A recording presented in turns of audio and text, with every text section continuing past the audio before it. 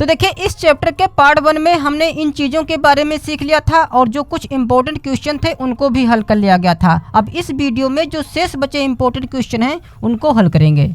तो इस 28वें प्रश्न में कहा जा रहा है कि 20 डिग्री सेंटीग्रेड ताप और 780 मिलीमीटर दाब पर एक गैस के 2.83 ग्राम 3.895 लीटर स्थान घेरते हैं, इसका अणुभार ज्ञात कीजिए। और यह भी प्रश्न 2016 की बोर्ड परीक्षा में पूछा जा चुका है। तो चूंकि जो इस प्रश्न में कोई गैस है तो उस गैस का हमें अणुभार ज्ञात करना है। ठीक है, तो देखिए जो अणुभार होता है वह 22.4 लीटर आयतन के भार के बराबर होता है। तो जो यहाँ पर 22.4 लीटर आयतन का भार दिया हुआ है तो यह क्या है? तो देखिए समान ताप दाब पर 1 ग्राम अणुभार गैस का जो आयतन होता है वह होता है 22.4 लीटर। तो देखिए जितना 22.4 लीटर आयतन का भार होगा उतना ही उस गैस का अणुभार होगा। और जो यहाँ पर यह 22.4 लीटर आयतन का भार लिया गया है तो देखिए समान ताप दाब पर 1 ग्राम जो अणुभार गैस का आयतन होता है वह 22.4 लीटर के बराबर होता है। ठीक है, तो जो यहाँ पर यह समान ताप दाब है इसे NTP भी बोलते हैं। तो देखिए 22.4 लीटर का आयतन का भार हम जब पता कर पाएंगे जब हमें यह पता चल जाए कि 2.83 ग्राम जो यह भार है तो यह कितने लीटर के आयतन का भार है। तो इसको ज्ञात करने के लिए हमें गैस की समीकरण पता होनी चाहिए, क्योंकि यहाँ पर गैस की बात की गई है, ताप की बात की गई है और दाब की भी बात की गई है। ठीक है, जो कि गैस की समीकरण होती है P1 V1 अपान T1 बराबर P2 V2 अपान T2। तो यह गैस की समीकरण का सूत्र होता है। तो इसकी सहायता से हम पता कर सकते हैं कि जो यह भार दिया हुआ है तो यह कितने लीटर का भार है। तो सबसे पहले तो हम नोट कर लें कि हमारे प्रश्न में क्या क्या दिया हुआ है। तो देखिए इस प्रश्न में कहा जा रहा है कि 20 डिग्री सेल्सियस ताप। तो चूंकि ताप को हम टेम्परेचर कहते हैं इंग्लिश में, तो टेम्परेचर का पहला अक्षर ले लेंगे T। इसका मतलब यह दिया हुआ है T। तो चूंकि सूत्र में T1 भी होता है T2 भी होता है तो यह हो जाएगा T1, क्योंकि यह प्रारंभिक ताप है। ठीक है, तो T1 का मान है 20 डिग्री सेल्सियस। और देखिए जो यह समीकरण है तो इस समीकरण में जो यहाँ पर टेम्परेचर दिया हुआ है यह डिग्री सेल्सियस में ना होकर यह केल्विन में होता है। ठीक है, तो जो यहाँ पर यह 20 डिग्री सेल्सियस दिया हुआ है तो सबसे पहले तो हम इसको केल्विन में कन्वर्ट करेंगे। तो देखिए डिग्री सेल्सियस से यदि हम केल्विन में कन्वर्ट करते हैं तो उस डिग्री सेल्सियस में हमें 273 जोड़ देना होता है, तब हमें केल्विन प्राप्त हो जाता है। तो यदि हम 20 में 273 जोड़ दें तो यह बन जाएगा 293, जो कि अब यह बन गया है केल्विन में। फिर हमारे प्रश्न में कहा जा रहा है कि और 780 मिलीमीटर दाब। तो दाब को चूंकि इंग्लिश में प्रेशर बोलते हैं तो उसका यदि हम पहला अक्षर ले लें P तो यह दिया हुआ है P। और चूंकि सूत्र में P1 भी होता है P2 भी होता है तो यह हो जाएगा P1। और चूंकि यह तो भार दिया हुआ है 2.83 और सूत्र में हमें भार की आवश्यकता नहीं है इसलिए इसको छोड़ दें, यह बाद में काम आएगा। अब फिर यहाँ पर कहा जा रहा है कि 3.895 लीटर स्थान घेरते हैं, इसका मतलब यह आयतन दिया हुआ है, यह प्रारंभिक आयतन है जबकि हमें अंतिम आयतन ज्ञात करना है। ठीक है, तो यह हो जाएगा V1। ठीक है, क्योंकि V1 भी होता है V2 भी होता है और V2 हमें ज्ञात करना है, मतलब अंतिम जो आयतन है उसे हमें ज्ञात करना है। तो देखिए हमारे पास P1 भी है, V1 भी है, T1 भी है और चूंकि V2 हमें ज्ञात करना है तो यदि V2 का मान नहीं होगा तब भी चलेगा, क्योंकि इसी का मान तो हमें ज्ञात करना है। तो हमारे पास देखिए P2 भी होना चाहिए और T2 भी होना चाहिए, तभी हम इस V2 का मान ज्ञात कर पाएंगे। तो देखिए NTP पर अर्थात समान ताप दाब पर जो P का मान होता है वह 760 मिलीमीटर के बराबर होता है। ठीक है, तो यह बन जाएगा P2। इसी प्रकार जो T2 है तो समान ताप दाब पर जो टेम्परेचर होता है वह होता है 273 केल्विन, तो यह बन जाएगा T2। ठीक है, तो गैस के इस समीकरण से तो अब इसमें सबके मान रख दें।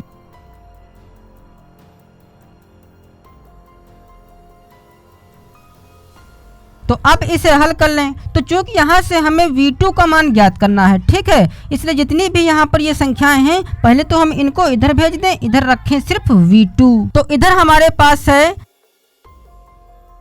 और चूंकि यह 273 बटे में है और जब इसको हम बराबर के उठाकर इधर लाएंगे तो यह गुणे में ऊपर पहुंच जाएगा और चूंकि यह 760 ऊपर है बराबर के इधर लाएंगे तो यह बटे में हो जाएगा, तो इधर बचेगा सिर्फ V2। तो इसको हल करने पर जितना भी हमें प्राप्त होगा वही V2 का मान हो जाएगा। तो इस 0 से यह 0 कट जाएगा। अब देखिए ये संख्या 2 से कट जाएंगी, तो अब हमें 39, 3.895 और 273 इन सब की गुणा करानी होगी। तो हमें प्राप्त होगा 41,470.065 और बटे में जब 293 की गुणा 38 में कराएंगे तो हमें प्राप्त होगा 11,134। ठीक है, और बराबर के इधर है V2, तो इस V2 को उधर ना रखकर हम इधर भी रख सकते हैं क्योंकि इसी का मान हमें ज्ञात करना है। तो जब हम 11,134 से इतने में भाग कराएंगे तो हमें प्राप्त होगा 3.7246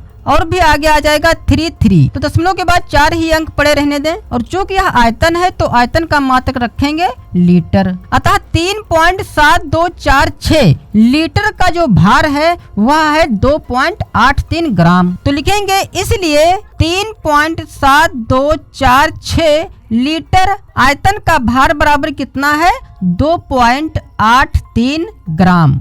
तो चूंकि हमें 22.4 लीटर आयतन का भार पता करना है, ठीक है, तो इतने लीटर के आयतन का भार पता करने के लिए हमें पहले तो 1 लीटर आयतन का भार पता होना चाहिए। ठीक है, फिर हम उसमें 22.4 की गुणा कराकर पता कर लेंगे कि 22.4 लीटर आयतन का भार कितना होगा। तो 1 लीटर आयतन का भार हम कैसे पता करेंगे, तो इसमें हम एक नियम लगाएंगे। ठीक है, तो क्या हो जाएगा, इसलिए 1 लीटर आयतन का भार बराबर 2.83 को भाग कराएंगे 3.7246 से, इसलिए 22.4 लीटर आयतन का भार बराबर अब हम 22.4 की गुणा करा देंगे इतने में। तो अब इसको हल कर लें, तो इसको अब हम यहाँ पर हल करेंगे तो क्या हो जाएगा, बराबर देखिए ऊपर दशमलव के बाद यहाँ पर 2 अंक है और यहाँ दशमलव के बाद 1 ही अंक है, मतलब ऊपर दशमलव के बाद 3 अंक हो गए जबकि नीचे दशमलव के बाद 4 अंक हैं। ठीक है, तो इस दशमलव से ये दोनों दशमलव कट जाएंगे और ऊपर एक किसी संख्या के बाद 0 बढ़ जाएगा। ठीक है, तो चलिए यहाँ पर 0 बढ़ा लेते हैं, तब हमारे पास क्या हो जाएगा 283 गुणे 2240 अपान 37,246। अब ये दोनों संख्या 2 से कट जाएंगी तो 2 से काट लेते हैं।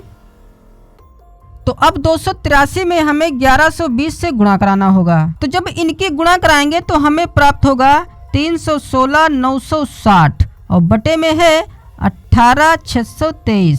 तो जब हम 18,623 से इतने में भाग कराएंगे तो हमें प्राप्त होगा 17.01, अतः 22.4 लीटर का जो भार आएगा वह आएगा 17.01 ग्राम। और जो यह भार आया है यही उस गैस का अणुभार होगा। ठीक है, तो लिखेंगे अतः गैस का अणुभार बराबर, तो गैस का अणुभार बराबर कितना हो जाएगा 17.01। तो ये हो जाएगा हमारा आंसर। अब यह 30वां प्रश्न देखें और जो 29वां प्रश्न है यह भी इम्पोर्टेंट है। ठीक है, तो इस 29वें प्रश्न को आप 28वें प्रश्न की सहायता से स्वयं कर सकते हैं क्योंकि 29वां प्रश्न सेम 28वें प्रश्न के जैसा ही है। तो इस 29वें प्रश्न को आप 28वें प्रश्न की सहायता से स्वयं कर लेना। तो अब इस 30वें प्रश्न में कहा जा रहा है कि विक्टर मेयर विधि में 0.23 ग्राम पदार्थ ने समान ताप दाब पर 112 मिलीलीटर वायु को विस्थापित किया, पदार्थ का वाष्प घनत्व और अणुभार ज्ञात कीजिए। तो यह भी प्रश्न मोस्ट इम्पोर्टेंट ही है। तो देखिए जो गैस के समीकरण का सूत्र होता है जो कि पिछले सवाल में भी लिखा गया था P1V1 अपान T1 बराबर P2V2 अपान T2। तो इस सूत्र की सहायता से समान ताप दाब पर जो वाष्प का घनत्व होता है, तो वाष्प के घनत्व का जो सूत्र प्राप्त होता है इस सूत्र की सहायता से वह होता है M अपान V0 इंटू 0.00009, जो कि यह सूत्र इसी सूत्र से प्राप्त किया गया है। और जो वाष्प घनत्व का दूसरा सूत्र होता है वह होता है अणुभार बटे 2। तो चूंकि हमारे पास अणुभार तो है नहीं, अणुभार भी हमें ज्ञात करना है, ठीक है। इसलिए पहले तो इस सूत्र की सहायता से वाष्प घनत्व पता कर लें। तो इस सूत्र की सहायता से जितना वाष्प घनत्व आएगा फिर हम उसका दुगना करके अणुभार भी पता कर सकते हैं, ठीक है। तो इस सूत्र में सबके मान रख दें। तो देखिए जो यहाँ पर यह यम है, तो यम यहाँ पर द्रव्यमान या भार है जो कि यहाँ पर दिया हुआ है 0.23 ग्राम। तो इस m की जगह पर लिखेंगे 0.23 अपान V0। तो V आयतन होता है। तो आयतन हमारे पास दिया हुआ है कि समान ताप दाब पर 112 मिलीलीटर वायु विस्थापित होती है, ठीक है। इसका मतलब जो V0 का मान है वह है 112, फिर गुणे 0.00009। तो अब इसे हल कर लें। तो देखिए दशमलव के बाद ऊपर 2 ही अंक हैं, जबकि यहाँ दशमलव के बाद 5 अंक हैं। तो जब ये दोनों दशमलव कटेंगे तो हमें दशमलव के बाद जितने भी अंक हैं वो पूरे करने होंगे। तो दशमलव के बाद इधर 5 हैं, इधर 2 हैं, तो ऊपर हम 3 जीरो लगाकर दशमलव के बाद अंक पूरे कर लेंगे। तो ऊपर हो जाएगा 23,000 और बटे में 112 की गुणा अब हम 9 में कराएंगे, क्योंकि 9 से पहले सभी जीरो हैं। तो इन जीरो की वैल्यू तो अब रह नहीं गई क्योंकि दशमलव यहाँ से कट गया। तो 112 की गुणा अब 9 में करा लें। तो जब 112 की गुणा 9 में कराएंगे तो हमें प्राप्त होगा 1008। 9 दूनी 18, हाथ से लगा 1 9 कम 9 1 10 का जीरो, हाथ से लगा 1 9 कम 9 1 10। अब 1008 से 23,000 में भाग कराएंगे तो हमें प्राप्त होगा 22.817। और जैसा कि हम जानते हैं कि दशमलव के बाद 2 ही अंक काफी होते हैं, तो इस 7 को हम हटा सकते हैं। तो चूंकि जो 7 है वह 5 से बड़ा है, इसलिए 7 से पहले जो अंक है वह 1 बढ़ जाएगा। तो इस 1 की जगह पर हो जाएगा 2, अर्थात वाष्प घनत्व का जो आंसर आएगा वह आएगा 22.8 और इस 1 की जगह पर कर दें 2 और इस 7 को हटा दें, ठीक है। तो वाष्प घनत्व का आंसर यह आ जाएगा। अब हमें अणुभार ज्ञात करना है। तो लिखेंगे तथा अणुभार बराबर, तो चूंकि जो अणुभार होता है वह वाष्प घनत्व का दुगना होता है, तो बराबर हम इसका दुगना कर दें, या सूत्र भी लिख सकते हैं कि वाष्प घनत्व गुणे 2 बराबर वाष्प घनत्व का मान है 22.82 और गुणे 2 करेंगे। तो जब हम इसमें 2 की गुणा कराएंगे तो हमें प्राप्त होगा 2 दूनी 4 2 अट्ठी 16 हासिल 1 2 दूनी 4 1 5 और 2 दूनी 4। तो यह आ जाएगा 45.64, अतः यह हो जाएगा आंसर। अब इस 32वें प्रश्न में कह रहा है कि एक धातु के ऑक्साइड में 36.36% ऑक्सीजन है, धातु का तुल्यांकी भार निकालो। तो देखिए पिछले वीडियो में हमने सीखा था कि तुल्यांकी भार निकालने के लिए हमें संयोजकता, क्षारकता, अम्लता या आवेश, इनमें से यदि कोई भी चीज हमारे पास दी हुई है तो हम तुल्यांकी भार निकाल सकते हैं। बट यहाँ पर ऐसी कोई भी बात नहीं कही गई है, इसलिए जो यहाँ पर तुल्यांकी भार का सूत्र होगा वह हम दूसरा यूज करेंगे, ठीक है। तो देखिए तुल्यांकी भार का जो दूसरा सूत्र होता है वह होता है धातु का भार बटे ऑक्सीजन का भार और गुणे में होता है 8। तो यहाँ पर जो 8 है तो यह 8 क्यों है? क्योंकि जो ऑक्सीजन की द्रव्यमान संख्या होती है वह 8 होती है, क्योंकि यहाँ पर जो ऑक्सीजन का परसेंटेज दिया हुआ है वह है 36.36। तो धातु का भार कितना होगा? क्योंकि जो धातु है तो इस धातु में जो ऑक्सीजन है वह है 36.36। तो धातु का भार कितना रह जाएगा? क्योंकि जो परसेंट होता है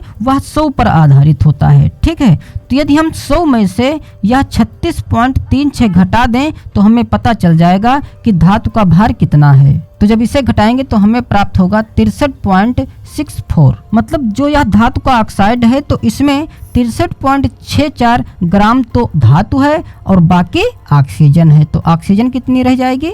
36.36। तो इस धातु का भार की जगह पर लिखेंगे 63.64 और ऑक्सीजन का भार लिखेंगे 36.36 और गुणे में 8 रखेंगे।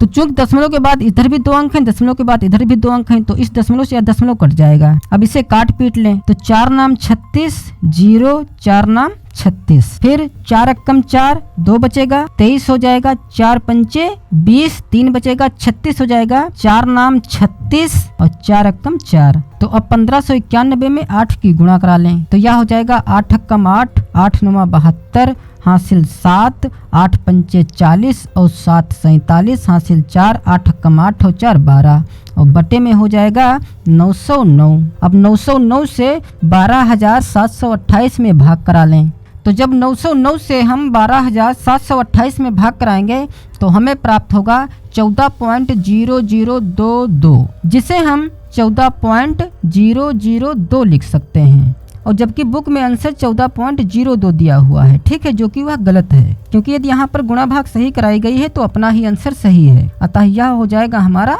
आंसर। अब देखिए जो यह अगला प्रश्न है यह उदाहरण का है, और चूंकि यह प्रश्न बोर्ड परीक्षा में पूछा जा चुका है इसलिए इसको भी इस वीडियो में शामिल कर लिया गया है, ठीक है। तो इस प्रश्न में कहा जा रहा है कि यदि किन्हीं दो गैसों के विसरण गतियों का अनुपात 2:3 है तो उनके अणुभारों का अनुपात ज्ञात कीजिए। तो यहाँ पर देखिए जो विसरण गति है तो विसरण गति को हम R से प्रदर्शित करते हैं, ठीक है, और अणुभार को M से प्रदर्शित करते हैं। तो R1 अनुपात R2 तो हमारे पास है जो कि है 2:3, और चूंकि हमें अणुभारों का अनुपात ज्ञात करना है तो अणुभारों का अनुपात क्या हो जाएगा M1 अनुपात M2। तो ये चीज दी हुई है और हमें ये चीज फाइंड करनी है। तो देखिए ग्राहम का जो विसरण नियम होता है R1/R2 बराबर √M1/M2। तो चूंकि जो R1 अनुपात R2 है तो इसको हम R1/R2 भी लिख सकते हैं, ठीक है, और जो यह 2:3 है तो इसको हम 2/3 लिख सकते हैं। तो R1/R2 का मान हमारे पास है 2/3, तो इसके जगह पर हम लिख सकते हैं